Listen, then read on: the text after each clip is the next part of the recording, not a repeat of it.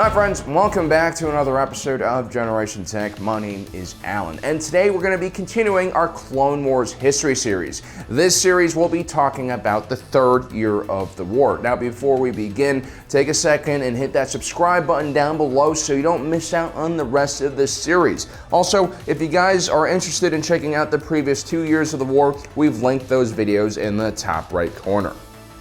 Chapter 1. The Sith-Dathomiri War. Asajj Ventress was more than just a Sith assassin. She came from an ancient race of Force users known as the Night Sisters from the planet of Dathomir. Legends say that the planet of Dathomir was one of the origins of the Force, and the planet itself contained a very special type of magical ichor that could not be found anywhere else in the galaxy. Some might even go as far to call the Night Sisters witches, and their Force abilities magic.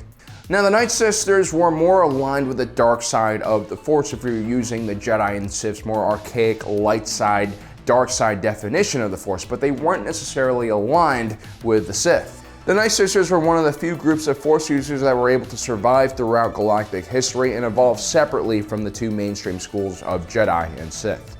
They had a very ancient and strange connection to the Force that was quite different from how the Jedi and Sith used the Force. They had all sorts of special powers, including the ability to reanimate the dead and create ghostly specters. Anyway, Asajj Ventress was one of the most powerful Dathomiri Night Sisters in her generation, and she was one of the rare witches who left her home planet. Most of her fellow Night Sisters weren't nearly as powerful in the Force and mostly gained their abilities from the planet's ichor, which meant that they would rarely venture away from the planet. Ventress was given away as a slave to the Sinatine pirate Halstead at a very young age in return for protection for her entire clan.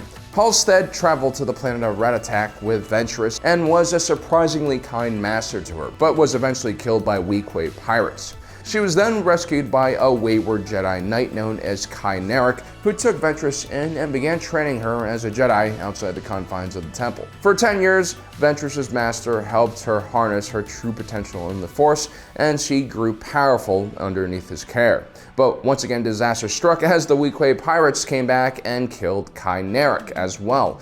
Ventress fell into a vortex of hatred and dark side energy and massacred the Weequays with her master's lightsaber. Completely under the control of the dark side, Ventress didn't stop there. She slaughtered all of the pirates and bandits on the planet and basically took over, which is when she attracted the attention of Count Dooku, who took her in as his own apprentice.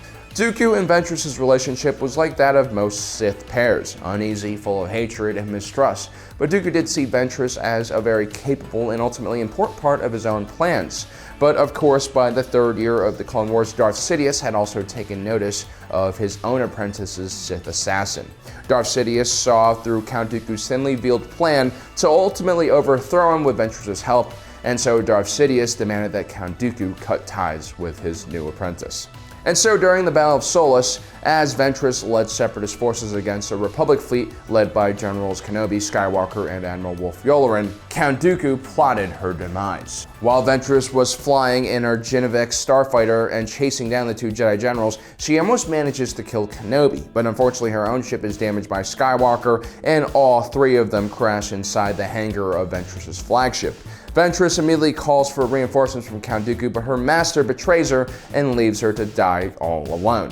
Of course, Ventress is a very skilled duelist and won't just lay down and accept defeat. She manages to seize both of the Jedi generals in a forced choke, but before she ends their lives, another separatist ship under the command of Count Dooku fires on her flagship, forcing all three of them to find a new way off the ship. Ventress somehow manages to escape before her ship is completely destroyed, but Dooku is none the wiser and reports to Darth Sidious that his apprentice has been killed.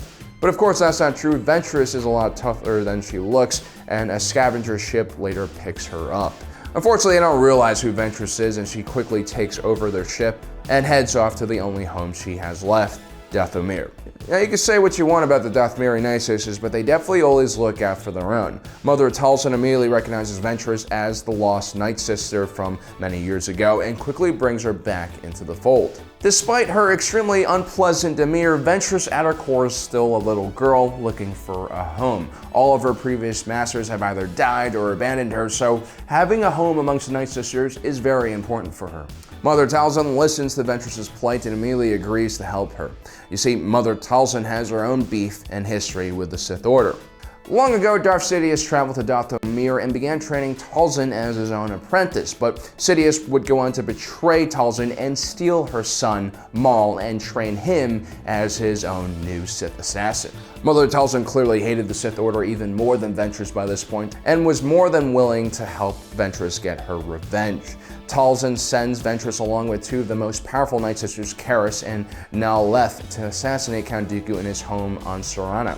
Using the magical ichor of Dathomir, Talzin makes all three of the assassins invisible and hands them captured lightsabers to kill the Count. This way, if the three are seen, they'll be mistaken for Jedi. The assassins find Dooku sleeping in his bed and quickly poison him with the dart. Dooku, sensing danger, wakes up and begins fighting the three assassins, but his vision is impaired because of the poison. But Dooku is powerful enough to hold the poison at bay with the Force and quickly turns the table on the assassins with a large burst of Sith lightning, which sends them flying out the window. The assassins return to Talzin. They have failed in their plan, but the ploy with the lightsaber seems to have worked. Count Dooku is definitely aware of his new vulnerability now that his Sith assassin Ventress is no longer protecting him. Talzin will use this vulnerability as an opportunity to infiltrate the Sith by providing the Count with another apprentice that can help protect him. Dathomir was run by a matriarchal society. The Night Sisters held most of the power on the planet. But there was another tribe of male Dathomir Zabraks that lived on the other side of the planet, known as the Night Brothers. They were subservient to the Night Sisters and spent their days training in various forms of melee combat and martial arts. Like the Night Sisters, the Night Brothers were all Force sensitive, but they seemed to either lack the ability to tap into the magical ichor of the planet or just didn't understand how to access it. The Night Brothers trained so that they could prove their worth in the arena known as the Crucible. The most powerful Night Brothers were selected by the Night Sisters for mating and imbued with the magical ichor, which not only increased their Force power, but actually increased their physical size and strength. It was basically like steroids. Mother Talzin invites Dooku to her planet while Asajj Ventress visits the Night Brother village. There she puts several Night Brothers through the paces, and one Zabrak ends up standing out from the rest, Savage Opress. The Night Sisters juice up Savage with some magical ichor and present him to Dooku as his new secret apprentice who will help him overthrow Darth Sidious. Little does Count Dooku know, Savage's true loyalty lies with Ventress and Mother Talzin. Dooku immediately sends his new apprentice on the warpath. He effectively leads Separatist forces against the Republic garrison on Deveron, massacring all in his path, including Jedi Master Halsey and his Padawan Nox. Delta Squad is sent to retrieve the bodies of the Jedi and bring them back to Coruscant. I love seeing clone commandos whenever possible. The Jedi immediately assume Count Dooku is behind all of this and uncover through surveillance videos the monstrous Zabrak known as Savage. Yoda is familiar with the Night Brothers and commands Obi-Wan Kenobi and Anakin to go to Dathomir to find the root of this new evil. Immediately after landing, the Night Brothers attack the two Jedi, but they prove too much for them to handle. They point the Jedi to the Night Sisters after Anakin manages to disable their leader. Not wanting to start a second conflict with the powerful Jedi, Talzin is forced to help reveal where Savage Opress is and sends the Jedi on their way.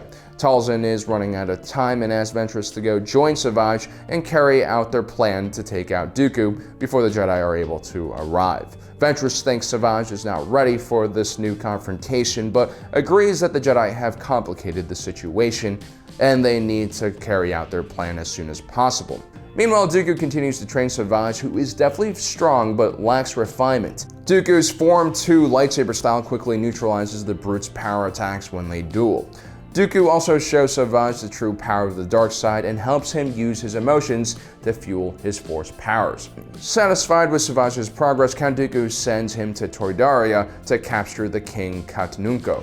During the first year of the Clone Wars, the King had chosen to align Toydaria with the Republic after Asajj Ventress was thwarted by Master Yoda. But before Savage Opress can leave with the King, the Jedi arrive on Toydaria and a melee ensues. In the middle of the duel, while trying to stop the King from escaping, Savage accidentally kills him with a Force choke.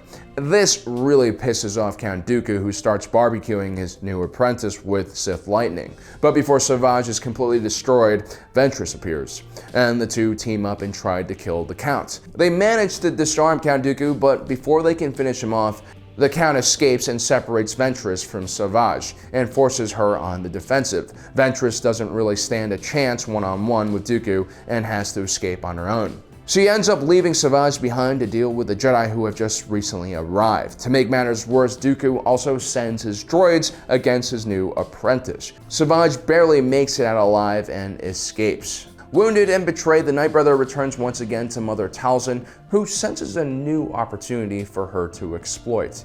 You see, her son Maul was actually Savage's brother, and he needed someone to help him return him from exile in the Outer Rim.